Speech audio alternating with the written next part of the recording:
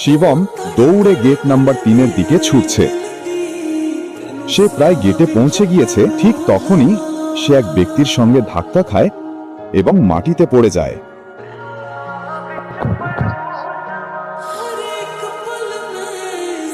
Sir, আপনি ঠিক আছেন? তুমি কি অন্ধ? এটা এয়ারপোর্ট, কোনো কলোনির পার্ক নয়। কে এই ভিখারিকে ভেতরে ঢুকতে দিল? আমি তাড়াহুড়ো করছিলাম, তাই ধাক্কা লাগলো। আমাকে যেতে দিন না, হলে আমার ফ্লাইট মিস হয়ে যাবে। দয়া করে। তুমি ফ্লাইটের কথা বলছো? আমি তোমাকে এয়ারপোর্টে 2 মিনিটও দাঁড়াতে দেব না, বুঝলে? তুমি জানো না আমাদের অফিশিয়াল ওয়েবসাইট অথবা হেল্পলাইনে যোগাযোগ করে তথ্য সংগ্রহ করুন। অথরিটি আমার অনুমতি ছাড়া, কোনো নোটিশ ছাড়াই এই ঘোষণা কেন হচ্ছে? স্যার, ওপর থেকে তৎক্ষণাৎ নির্দেশ এসেছে। নির্দেশ? আপনার লাইসেন্স বাতিল করা। কি বলছো? প্রাইম এয়ারলাইন্স এখন ব্যান হয়েছে।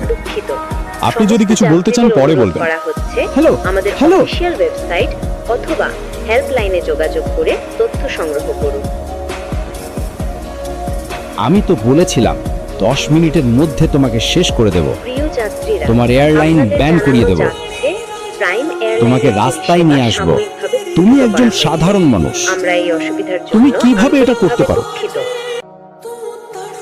স্যার, আপনার ইউএস পৌঁছানো খুব জরুরি। আমি আপনার জন্য একটি প্রাইভেট জেটের ব্যবস্থা করে ফেলেছি। আমাদের এখনই রওনা দিতে হবে।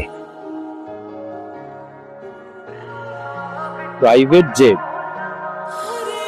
মানে এই লোকটা সাধারণ কেউ নয়, এ তো একজন খুবই ধনী আর ক্ষমতাবান মানুষ। শোনো, তোমার নাম কি?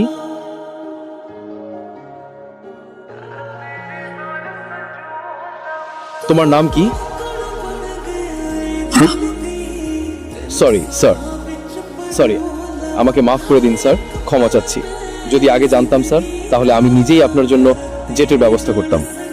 দয়া করে মাফ করে দিন স্যার। আমি আর কোনোদিন এমন ভুল করব না। আমি আর কোনোদিন এমন ভুল করব না। এখন তো তোমার এ লাইনই নেই, তুমি ভুলটাই বা কিভাবে করবে?